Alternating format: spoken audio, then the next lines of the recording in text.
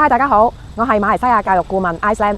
亦係 Facebook 4隻化骨龍專業版主化骨龍媽媽。睇緊呢段片嘅朋友仔，你可能係想要嚟馬來西亞升學嘅家長，又或者你係應屆嘅 DSE 學生，咁你就千祈唔好錯過我今年嘅馬來西亞升學教展啦。我將會聯同以下馬來西亞名牌嘅大學同埋國際學校嘅職員嚟到香港現場，為大家去講解馬來西亞嘅升學資訊。將會參與今次馬來西亞升學教展嘅學校分別有：大家好，我係 Sunway International School 國際招生部嘅 David Core。Hello， 大家好，我係 IMU University 國際學生招生部嘅朱恒。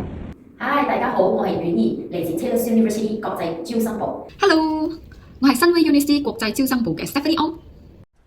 我哋公司今年將會參加明報教育展，咁呢個地點就會喺灣仔合和酒店16樓 Grand Ballroom， 日期呢就係7月嘅12同埋13號，係禮拜六同埋禮拜日嚟嘅，時間係上晝嘅11點至到下午嘅6點鐘。咁我哋馬來西亞升學資訊嘅展位號碼係32同埋41號。約定你香港明報教展會場見啦！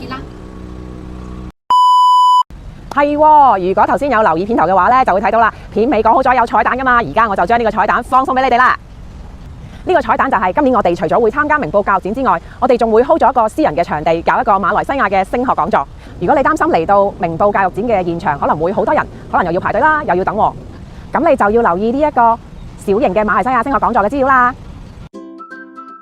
馬來西亞升學講座及1對1免費諮詢服務，日期將會喺7月11號禮拜五晚上8點至到10點，地點係尖沙咀柯士甸路25號永利大樓2樓 A 室，費用呢係每位20蚊嘅，座位只係20人嘅啫。以下係講座內容。咁我哋講座嘅現場見啦，拜拜。如果大家想報名參加7月11號嘅小型講座，又或者對於7月12、13號嘅明報教展有任何查詢，就快啲掃呢個 QR code WhatsApp 我馬來西亞教育顧問 Islam 啦。